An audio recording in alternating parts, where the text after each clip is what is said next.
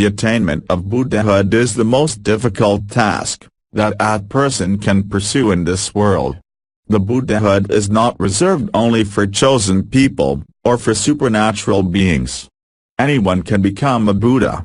No founder of any other religion ever said that his followers can have the opportunity, or potentiality to attain the same position as the founder. However, attaining Buddhahood is the most difficult task a person can pursue in this world. One must work hard, by sacrificing one's worldly pleasures. One has to develop and purify one's mind from all evil thoughts in order to obtain this enlightenment. It will take innumerable births for a person to purify himself, and to develop his mind in order to become a Buddha. Long periods of great effort are necessary, in order to complete the high qualification of the self-training. The course of the self-training, which culminates in Buddhahood, includes self-discipline, self-restraint, superhuman effort, firm determination, and willingness to undergo any kind of suffering, for the sake of other living beings who are suffering in this world. This clearly shows that the Buddha did not obtain this supreme enlightenment by simply praying, worshipping, or making offerings to some supernatural beings. He attained Buddhahood by the purification of his mind and heart. He gained supreme enlightenment, without the influence of any external, supernatural forces but by the development of his own insight. Thus only a man who has firm determination and courage to overcome all hindrances, weaknesses and selfish desires, can attain Buddhahood.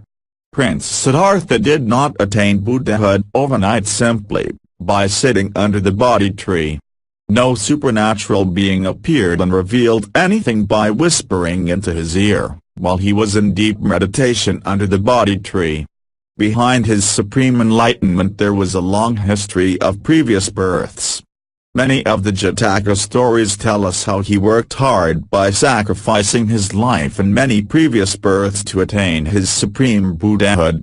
No one can attain Buddhahood without devoting many lifetimes, practicing the 10 perfections on paramitas.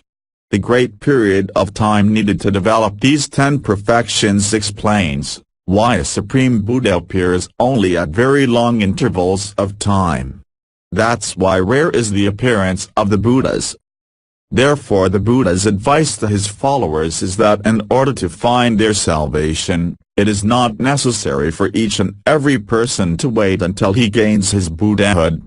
Aspirants can also find their salvation by becoming Pakska Buddhas, the silent Buddhas, or Arhants, the saints.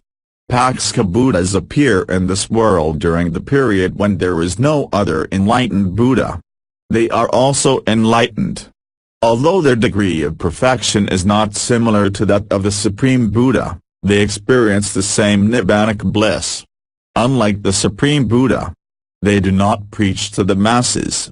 They lead a life of solitude. Arhants can also experience the same Nibbanic bliss as the Buddhas do. There is no discrimination or status in Nibbana. The only difference is that Arhants do not have the supreme enlightenment, to be able to enlighten others in the same way as the Buddhas do.